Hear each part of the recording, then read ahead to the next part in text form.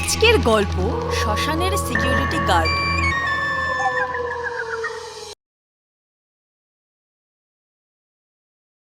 প্রতি সপ্তাহে ঠিক সময় মতো নতুন ভিডিও নিয়ে আমরা পৌঁছে যাই আপনাদের কাছে। আপনারা শ্মশানের সিকিউরিটি গার্ড পছন্দ করছেন, এটাই আমাদের কাছে অনেক। তবে অবশ্যই পুরো ভিডিও দেখে চ্যানেলটা সাবস্ক্রাইব করুন, কারণ আপনারা সাবস্ক্রাইব করলে তা আমাদের অনেক উৎসাহ যোগায়। ভিডিও শেষে রয়েছে আগের পর্বের সঠিক উত্তরদাতাদের নাম এবং এই পর্বের নতুন প্রশ্ন, তাই মন দিয়ে ভিডিওটি শেষ পর্যন্ত দেখুন। ৩৮তম পর্ব। চাঁদের ঘূর্ণি শুধু যে ভূতেদেরই সবকিছু কেড়ে নিয়েছে তা কিন্তু নয়। চাঁদের রং কালো হয়ে যাওয়ায় সমগ্র পৃথিবী অন্ধকার হয়ে গিয়েছে। সত্যি ঝড় বয়ে গেছে। এই এলাকায় যে এত ভূতের অস্তিত্ব ছিল তা সব ধুয়ে মুছে গেছে। মনে হচ্ছে ভূতেরা আর নেই, ভূত সমাজ আর নেই। দূর থেকে কোথাও দাঁড়িয়ে দূরবীন দিয়ে গোখরো দেখছিল। না, আর তো কিছুই চোখে পড়ছে না, সব কি ধুয়ে মুছে গেল? এ বাবা, তবে এবার কি হবে? ভূতেদের কি আমরা আর পাবো না স্যার? পাবো, ওই লালটু বুলটু ভূতের ব্রেন স্ক্যান করে দেখলে না, পুতলির মতো সিদ্ধ পুরুষেরও 12টা বাজিয়েছে এই ভূতগুলো। ওই ভূতেদের রাজা এত সহজে হার মানবার নয় মলিনা। ওসব আপনার কাছে নস্যি স্যার, কিন্তু ওই লাল ফরিস্তাকে বন্দি করতে পারলেও ওই সুখ ঢাকনা আমরা এখনো পাইনি। সেটাই তো ভাবছি। না, ওই লাল জীবের বডি এখনই পাঠানো যাবে না মিউজিয়ামে। আরেকটু গবেষণা বাকি আছে ওই জীবকে নিয়ে। আচ্ছা স্যার, তবে ওই লাল জীবের আকরিক শক্তি কি শুধু বিক্রি করা হবে? একদম না, ওই আকরিক শক্তি দিয়ে আমার নতুন আবিষ্কার আসবে। ধীরে ধীরে দেখতে থাকো, আসল খেলা এখনো অনেক বাকি মলিনা। সেদিন আর বাকি নেই যেদিন মৃত্যু বলে আর কিছু থাকবে না এই মানব সমাজে। কোনো মানুষ আর মরবে না, আর বাদ বাকি সব ভূতেদের চাকর বানিয়ে মানুষের ফাই ফরমাস খাটাবো।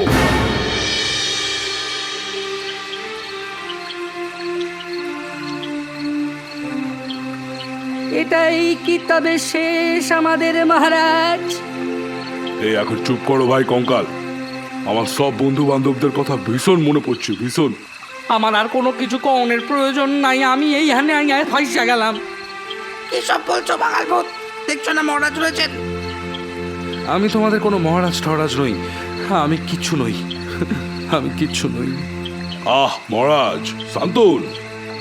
কি থেকে কি হয়ে গেল, আর কেনই বা জিন ভূত আদিপ আমাদের নুরানি ফরিস্তাকে কয়েদ করলো? আমি তো ইদাই মনে করি যে এই সমস্ত জিনেদের তো ভূত সমাজের প্রতি কোনো দামই নাই, ওদের জায়গা দেওয়া উচিত ছিল না। সত্যি মাইরি, জিনভূত যদিও আমার বন্ধু, কিন্তু সেদিন জিনভূতের যে বিভৎস রূপ, ওফ, আবার লাল লিলি বা ব্যাং ব্যাং করছিল কেন বলো তো? তোমরা একটু থামবে? জিন বা বাকি ভূতেদের নিয়ে সমস্যা নয়, সমস্যা হলো আমাকে নিয়ে। এত শক্তিশালী নুরানি ফরিস্তা যে কিনা শুধু আমার উপর আস্থা রেখে নিরস্ত্র নেমে এসেছিল, আমি তাকেই হারিয়ে ফেললাম। আমি আগেও বলেছি, আবারও বলছি, ভালোই বলছি, আমার সঙ্গ তোমরা এখনই ছেড়ে দাও, নইলে অখণ্ডিত অভিশাপের কোপে পড়বে।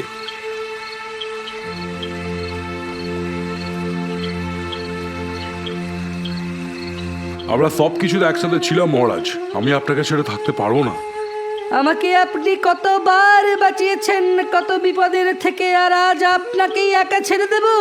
এটা কখনো হতে পারে না মহারাজ। মহারাজ? কিসের মহারাজ?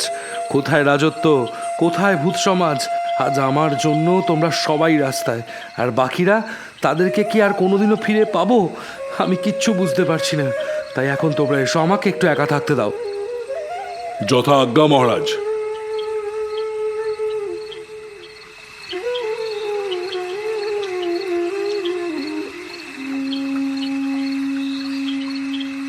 ভারাক্রান্ত ভূতেদের মহারাজ খগেন আজ ভীষণ একাবোধ করছেন।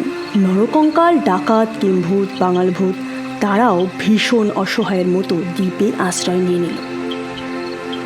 একসময় যে ভূতেদের সাম্রাজ্যে দেশ বিদেশ থেকে ভূতেরা এসে আশ্রয় নিত, আজ সে সাম্রাজ্যই নাকি গায়েব। খারাপ আর ভালোর মধ্যে যুদ্ধ হলে খারাপ কিন্তু তার নেতিবাচক শক্তি দিয়ে পুরোপুরি অ্যাটাক করে ভালোর ওপর। কিন্তু আদতেই কি সে জেতে?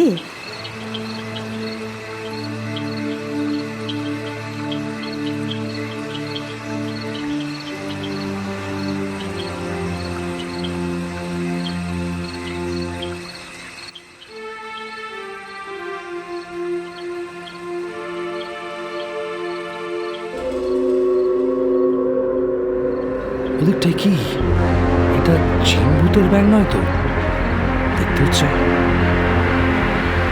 না বোধহয়। এই নির্জন দ্বীপে জিনভূতের ব্যাং কিভাবে আসতে পারে? কিন্তু এরকমই তো ছিল, কিছুই বুঝতে পারছি না।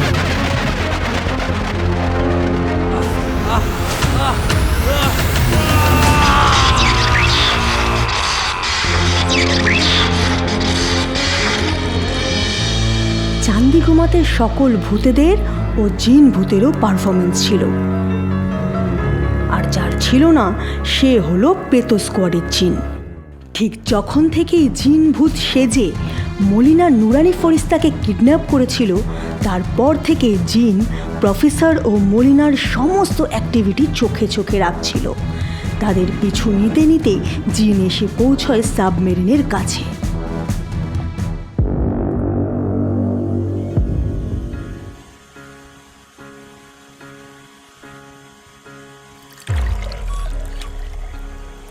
এগুলোর মধ্যে কি রয়েছে স্যার?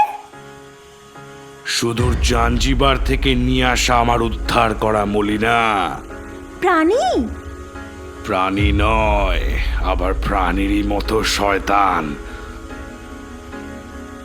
তবে এরা এখনো জীবিত নয়। এই নুরানি ফারিস্তার আকরিক শক্তি দিয়ে এদের পুনরুজ্জীবিত করব। এই তো মারাত্মক। তবে স্যার, ভূতেদের অর্ধেক তো লাপাতা। বাকি কয়েকটা ভূতেদের জন্য কি এই ভয়ঙ্কর জীবকে জাগানোর প্রয়োজন আছে? ধুর মলিনা বাচ্চা মেয়ে, এ কি শুধু ভূতেদের জব্দ করার জন্যে? না না না, এ তো বিখ্যাত মানুষ মারার জন্যে মলিনা। কিন্তু স্যার, আপনার উদ্দেশ্য তো ভূতমুক্ত মানব সমাজ, মানুষকে পুনরুজ্জীবিত করা। তবে এরা তো সেই মানুষকেই মারবে। ব্যাপারটা ঠিক বুঝলাম না স্যার। ওরে বোকা মেয়ে, এরা মুক্ত হয়ে মানুষকে মারবে, আর মানুষ এদের হাত থেকে রক্ষা পাওয়ার জন্য আর নিজেদের প্রাণ ফেরাবার জন্য আমারই কাছে আসবে রে, আমারই কাছে। আর এভাবেই আমি হব ফেমাস। দারুণ বুদ্ধি স্যার। বুদ্ধি না মলিনা, এটা বিজনেস। নাও, আকরিক শক্তির ইঞ্জেকশনগুলো সিলিন্ডারে দিয়ে দাও। এক্ষুনি দিচ্ছি স্যার।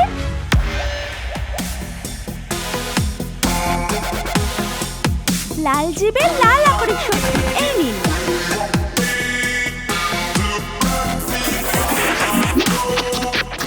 জিন সাবমেরিনের বাইরে থেকে দেখতে থাকে আর সাক্ষী হয় সেই মর্মান্তিক ঘটনা।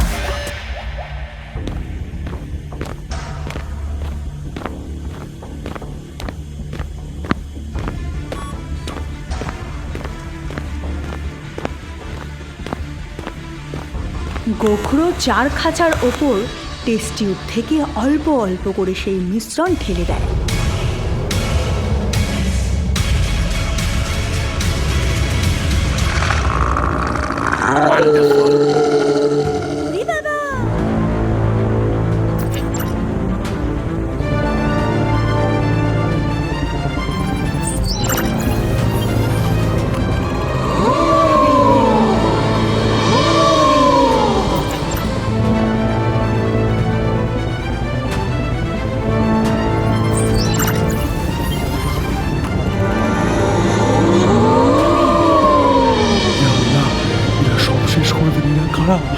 কি করছে এরা?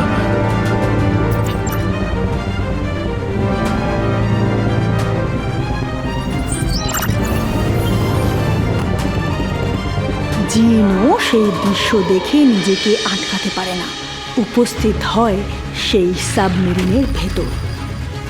সাবাস! কি সাহস! স্বপ্নেও ভাবিনি কোনো মানুষ এতটা নীচ হতে পারে, প্রফেসর গোরখনাথ। ওয়েলকাম জিন, ওয়েলকাম। বাবা, মানতে হবে কি বলো মলিনা, একেবারে আমাদের সাবমেরিনে এসে হাজির।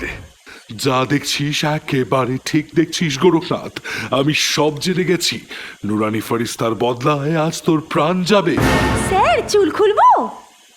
আহ কুল মলিনা, আমরা না, লড়বে পোপো বাবা।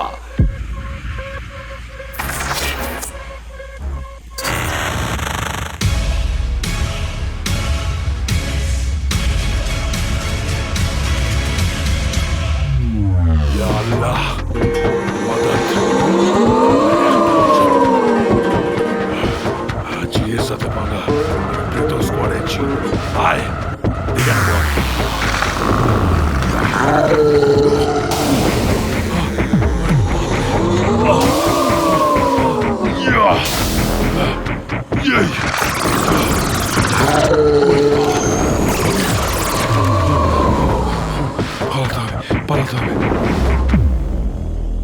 সবে শুরু গুরু, গোগুরু দেখবে আর বিষ খাবে না।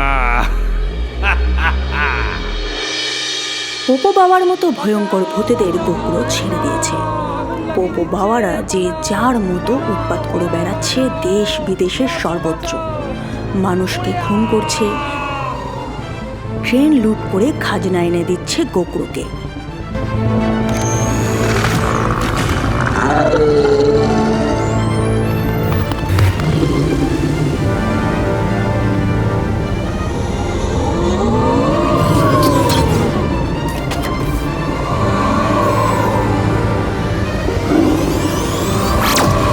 মানুষের চিৎকার, হাহাকার। সমস্ত ফরেনার, দেশি বিদেশি লোক এসে গোকুল থেকে চড়া দামে সব জীবন কিনে নিয়ে যাচ্ছে।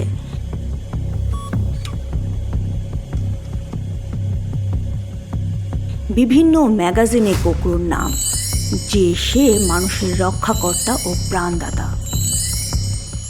মলিনা, কেমন চাল চাললাম বলো? ওয়ান্ডারফুল স্যার, দারুণ। পোপো বাবাদের পাঠাও, আর যে কটা ভূত গা ঢাকা দিয়েছে সব কটাকে খুঁজে আনতে বলো। এবার মানুষদের দেব শ্রেষ্ঠ উপহার, ভূতেদের চাকর বানিয়ে রাখার সময় এসেছে মলিনা। এখনই সব ট্র্যাকার লাগিয়ে দেখে নিচ্ছি, কিন্তু সে তো অনেক ভূত চাই প্রফেসর। এত ভূত তো এখন আর নেই, সব তো মনে হয় চান্দিগোমার অভিশাপে চাঁদে। ও মলিনা, ভূতেদের মহারাজ কি হাত গুটিয়ে বসে থাকার ভূত? সে নিশ্চয়ই খুব শিগগিরই ভূতেদের ছাড়িয়ে আনবে। ব্যাস, তারপর ওই ব্যাটার সমেত সব কটাকে ধরবো।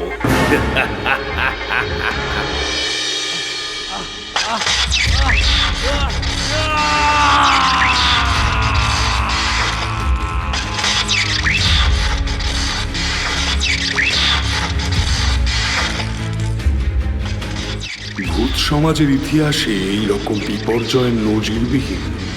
নুরানি ফেরেশতার মতো নিষ্পাপ পবিত্র আত্মার সাথে যে ভূত পুরীতে এমন হবে তা আমি কল্পনাও করতে পারিনি।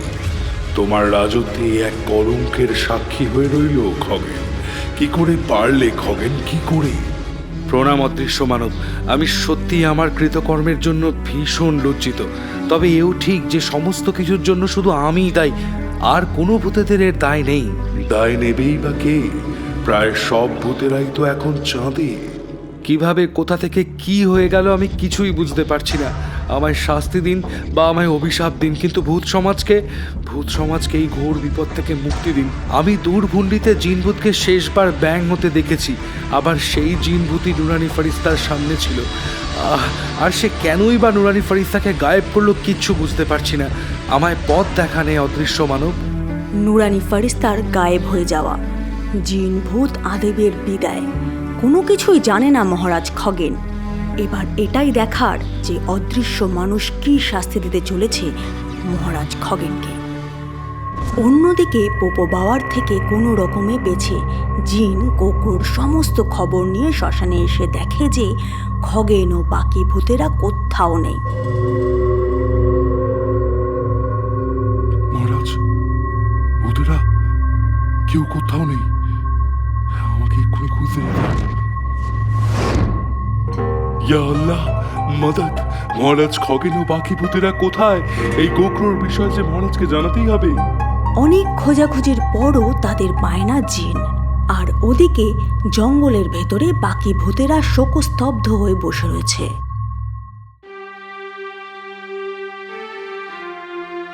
আমার কেমন যেন সবটা গুলিয়ে যাচ্ছে। জিন ভূত আর যাই করুক, নুরানি ফরিস্তাকে কিডন্যাপ করবার ভুল কোথায় করবে না। কোনোভাবে কি এমন হতে পারে যে নুরানি ফারিস্তার কাছে জিন ভূতের রূপ নিয়ে কেউ এসেছিল? হতেই পারে, তবে এটাই বাঁচোয়া যে এখনো আমাদের বা মহারাজের উপর কোনো অখণ্ডিত অভিশাপ এসে লাগেনি। হ্যাঁ তাই তো, হে নরকঙ্কাল, আমাদের এখনো কোনো অভিশাপ লাগে নাই, মানে আর তো অভিশাপ লাগবে না, কি কও? অভিশাপ তো লাগারই কথা, কিন্তু তা যে এখনো কেন লাগেনি কে জানে।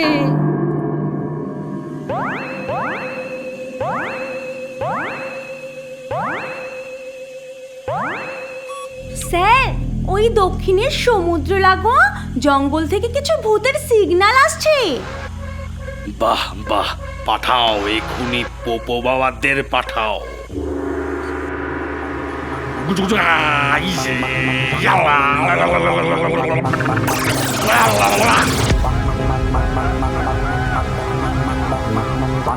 খাইছে রে, অভিশাপ লেগেছে, অভিশাপ। এই রূপ হলো নরকের জন্তুর রূপ। তবে এই রূপে 72 ঘন্টার বেশি থাকা যায় না, এখান থেকে চলে যেতে হয় নরকে, সেখানেই এদের বাসা। সর্বনাশ, খাইছে রে, মহারাজ রে খুঁজতে হইব, নইলে আমরা সবাই ওই নরকের জন্তুতে পরিণত হইব।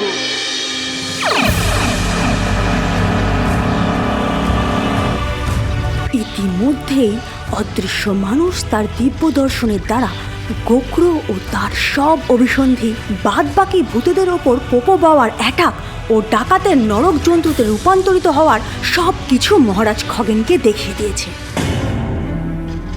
লাল আর নীলের ওরকম হাবভাব দেখেই আমার বোঝা উচিত ছিল আমার ভুল হয়েছে, কিন্তু হে মহামান্য, আপনি আমায় সঠিক পথ দেখান। আমি কিভাবে প্রফেসর গোক্রোথ থেকে নুরানি ফরিস্তাকে নিজ শরীরে ফিরিয়ে আনতে পারবো?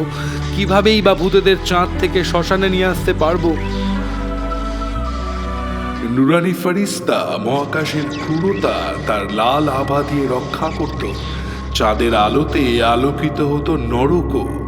এখন স্বর্গ, নরক আর পাতাল, এর সব কিছুর উপরেই মহাকাশের ক্রূরতার প্রকাশ পাবে। নুরানি ফরিস্তাকে উদ্ধার করতে হলে আগে তোমায় নরক যাত্রা করতে হবে খগেন। সেখানে রুষ্ট নরক দেবতার কাছে ক্ষমা ভিক্ষা করতে হবে। তারপর সেখান থেকে সোজা চাঁদ যাত্রা করতে হবে।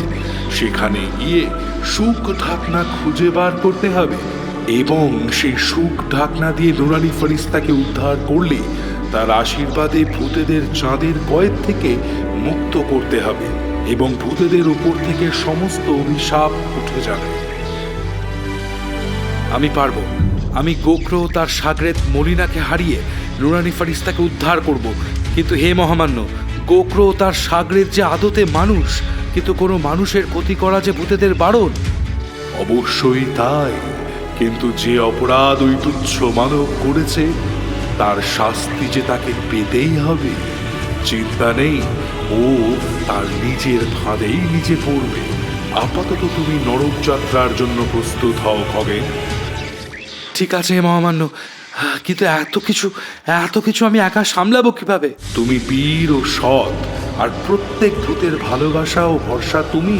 তাই তোমায় আরো একবার ভূত সমাজকে বাঁচানোর সুযোগ দিলাম। আর জানবে, বিপদ যত দামামা বাজিয়েই আসুক না কেন, তাকে বীরের কাছে পরাজিত হতেই হবে। আশীর্বাদ করুন হে মহামান্য, আমি যেন জয়ী হতে পারি। বিজয়ী ভব।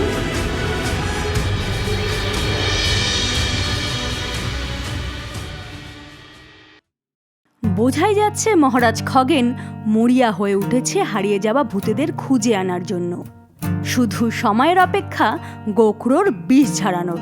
আগের পর্বের প্রশ্নের এত উত্তর পেয়ে দারুণ লাগছে। সঠিক উত্তর দিয়ে বাজিমাত করেছে অতনু মণ্ডল ও অর্জুন। বন্ধুরা, প্রশ্ন যে সবসময় পর্বের মধ্যেই থাকবে তা কিন্তু নাও হতে পারে। প্রশ্ন অনেক সময় শ্মশানের সিকিউরিটি গার্ড সিরিজের মধ্যেও থাকতে পারে। তাই প্রশ্নটি ভালো করে বুঝে সঠিক উত্তর দিয়ে নিজের পুরো নাম লিখুন। আজকের পর্বের প্রশ্ন হলো, আকরিক শক্তি দিয়ে গোখরো যে ভূতের আবিষ্কার করলো তাদের নাম কি? দেখা হচ্ছে আগামী পর্বে ঠিক দুপুর 3টে।